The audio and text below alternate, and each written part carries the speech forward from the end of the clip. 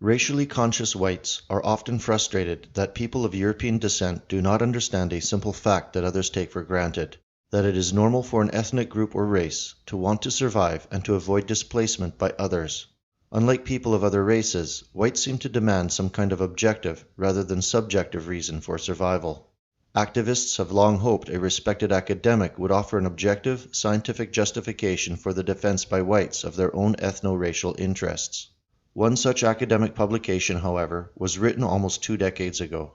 Dr. Frank Salter of the Max Planck Society published in a peer-reviewed journal called Population and Environment in Volume 24, Number 2, November 2002, a tour de force article entitled Estimating Ethnic Genetic Interests. Is it adaptive to resist replacement migration? And it is the single most important intellectual contribution to ethno-racial studies available today. Mainstream discussions about immigration usually consider only secondary questions such as economics, crime, culture, etc. They ignore the ultimate interest of a people, genetic continuity, which is the focus of Dr. Salter's paper. In the very first sentence, he asks the central question: does ethnic competition over territory pay off in terms of reproductive fitness? From an evolutionary standpoint, fitness means reproductive fitness, or the propagation of distinctive genes from one generation to the next. Living organisms can be seen as the vehicles by which this propagation occurs. Thus, as Dr. Salter explains, adaptive behavior maintains or increases the frequency of one's distinctive genes in the population. Family or kin share many of the same distinctive genes, so a person's fitness is increased by the survival and reproductive success of his kin. This is also true for ethnic groups, or ethnies, which is the term Dr. Salter prefers. Like families, ethni have more distinctive genes in common with each other than they do with other populations. The same can be said of members of the same race. Although the genetic kinship of ethni members is more diluted than that of family members, ethnies are large reservoirs of genetic interests for the members. Therefore, just as a person has a great genetic interest in the well-being of his family, so does a German have for Germans, an Italian for Italians, etc. In this sense, it can be as adaptive to support one's ethno-racial group as to support one's family. A defined territory is crucial for the survival of an ethny. According to Dr. Salter, the special quality of a defended territory is that it insulates a population from the vicissitudes of demographic disturbance. Acquisition and defense of territory are therefore an integral part of the tribal strategy of humans. The passionate relationship between a people and its homeland has been constant throughout history. And as Dr. Salter points out, a people can suffer many setbacks, but as long as it retains its own territorial space, it can recover. In the long run, only territory ensures survival, and human history is largely a record of groups expanding and contracting, conquering or being conquered, migrating or being displaced by migrants. The loss of territory, whether by military defeat or displacement by alien groups, brings ethnic diminishment or destruction, precisely what is happening in the multicultural West today. A large part of Dr. Salter's work in this paper is a quantitative analysis of this negative genetic impact. The analysis is based on 2 concepts: carrying capacity and genetic kinship. Carrying capacity is the maximum population that can live in a given territory. Although technology and increased economic efficiency can increase carrying capacity, there is a practical limit above which further population growth is simply not possible. Many ecologists believe we are approaching, or have surpassed, the practical carrying capacity of the Earth. Even if these ecologists are wrong about the Earth as a whole, it is clear that carrying capacity has already been exceeded in those areas where overpopulation has badly damaged the environment or depleted natural resources. Immigration undermines the interests of native populations, even if their territory has not reached its carrying capacity. For example, the carrying capacity of the United States is probably significantly greater than its current population. However, one day its carrying capacity will be reached, and if at that point part of the country is filled with the descendants of today's immigrants, heritage Americans will have no room into which they can expand. In other words, even if the carrying capacity of the US is as high as 600 million or more, if that population figure is ever reached, some portion will be the descendants of genetically alien immigrants. The presence of millions of non-whites will make the parts of the US they occupy unavailable to whites. And we may reach this carrying capacity sooner than later, as America, as is the rest of the globe, is a closed system. Dr. Salter notes that immigrants can change the carrying capacity of their new nation. Intelligent, hardworking immigrants could in theory raise the carrying capacity by increasing the efficiency at which resources are used, or incompetent immigrants can drain on resources and lower the carrying capacity. Obviously, the latter is occurring in all countries in the West. The other concept central to Dr. Salter's paper is genetic kinship. Even though all humans share many genes, kinship is a measure of the genetic similarities and differences above and beyond this general gene sharing. It measures the relative frequencies of ethnically distinctive genes. Kinship values can be either positive or negative. If individuals or groups share more genes than is typical of a population, then the kinship is positive. If they share fewer genes than average, kinship is negative. Genetic kinship can be mathematically derived from studies of the genetic variation or distance between populations.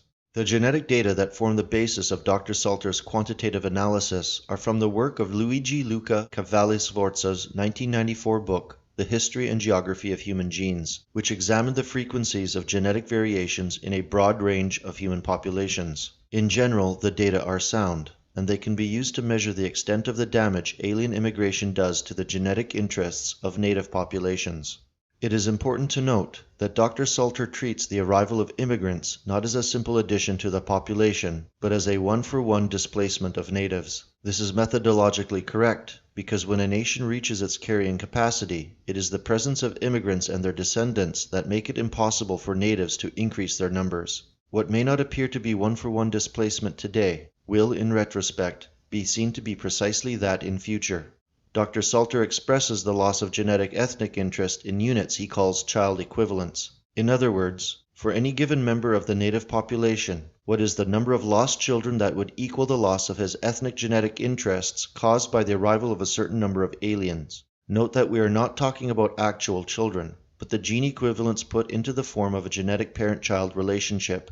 Put differently, the arrival of immigrants from other ethnies will change the genetic character of a population and make it more alien to every member of the native ethne. The amount of genetic change from the point of view of any given member of the native ethne can be calculated as the equivalent of the number of children not born to that person. An example will make this clearer. Dr. Salter begins by considering the English as the native population and examines the effects of the immigration of 10,000 Danes, an ethne that is genetically very close to the English. Replacing 10,000 Englishmen with 10,000 Danes changes the genetic characteristics of the population so much that the resulting post-displacement population differs from the undisturbed population by the equivalent of an Englishman or woman not having had 167 children. Again, we are not talking about actual children, but of the genetic equivalent. Let us consider another example.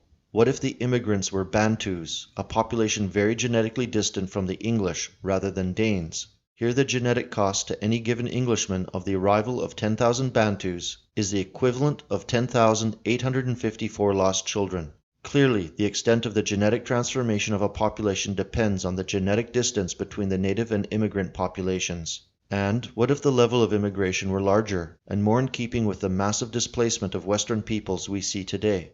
The English population is roughly 50 million. If 12.5 million were replaced by an equal number of Danes, the genetic loss to the English would be the equivalent of 209,000 children not born. If the immigrants were from India, the loss would be 2.6 million children. If the immigrants were sub-Saharan African, 14 million. These figures are not guesses or estimates. They are objective mathematical results based on genetic data accepted by the scientific community. And you can be assured that the top brass in the liberal intellectual elite understand all of this. While plunging birth rates may be genetically damaging for European-derived peoples, their replacement by genetically alien immigrants is far worse. A falling birth rate reduces the population but does not transform it genetically, and a future increase in birth rates can always make up for the loss. Once immigrants have established themselves in a native territory, their genes are a permanent addition. From the standpoint of genetic ethnic interest, the idea that immigration makes up for low native birth rates is pathological. And why does immigration cause such large genetic loss? Dr. Salter writes, "Random members of an ethnic group are concentrated stores of each other's distinctive genes, just as children and cousins are concentrated stores. Some ethnies are so differently genetically that they amount to a large negative store of those distinctive genes. Also, migration has a double impact on fitness, first by reducing the potential ceiling of the native population, and secondly by replacing those lost individuals' familiar genes with exotic varieties." Dr. Salter also stresses that this loss is not somehow reduced by being spread over the entire native population. The The loss in terms of genetic equivalence reflects the change of population from the point of view of every member of that native populace. It is well understood that within-group charity is potentially adaptive because it encourages the survival of kindred genes. Dr. Salter explains that the self-sacrificial heroism that preserves one group genetic interest is also a form of adaptation. For example, Dr. Salter points out that an act of charity or heroism performed by an Englishman that prevented 10,000 Danes from replacing 10,000 Englishmen would be worthwhile genetically even if the Englishman sacrificed his life and with it the potential of having up to 167 children. Preventing replacement by Bantus would justify an even larger sacrifice, given the greater potential loss of genetic interest. It is clear then that pro-white activism intended to avoid displacement is normal and adaptive, and justified by rational analysis. It is multicultural surrender that is pathological, as all peoples in all periods of history have instinctively known. Men have not had to be taught to die for their countries. The preservation of their land and people has been more important to them than life itself. Dr. Salter further observes that white Americans have, in the name of multiculturalism, engaged in a unilateral withdrawal from ethnic competition, with devastating results for their genetic interests. The majority also suffer from minority free-riding of two kinds. Minorities that cluster at the bottom of the social scale form an underclass that increases its reproductive fitness by absorbing resources and welfare from the majority, making the majority pay for its own genetic dispossession and loss of fitness. At the same time, more competitive minorities can manipulate public policy in their ethnic favor against the interests of the majority. Dr. Salter's paper can be summarized as follows. Ethnies and races are large reservoirs of genetic interest for group members. Ethnic genetic interests are real and vitally important. Genetic kinship can be calculated, and the harm to any person's or group's ethnic genetic interests resulting from alien immigration can be quantified. Immigration of even closely related groups has a negative impact on genetic interests, and this detrimental influence increases rapidly with the greater genetic distance. Putting this detrimental impact in the form of child equivalence is a particularly powerful way of demonstrating these effects. If people of European descent understood that every non-white face they see is diminishing their personal and group interests, they might begin to understand that they are being ill-served at a fundamental genetic level by non-European immigration and the ideology of multiculturalism.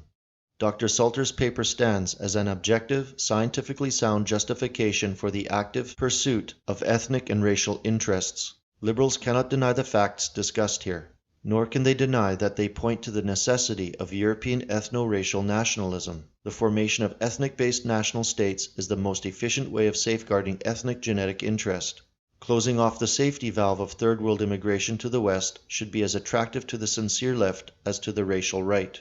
Dr. Salter's works must be widely disseminated among thinking whites, for the survival of our people will eventually depend on such scientific narratives.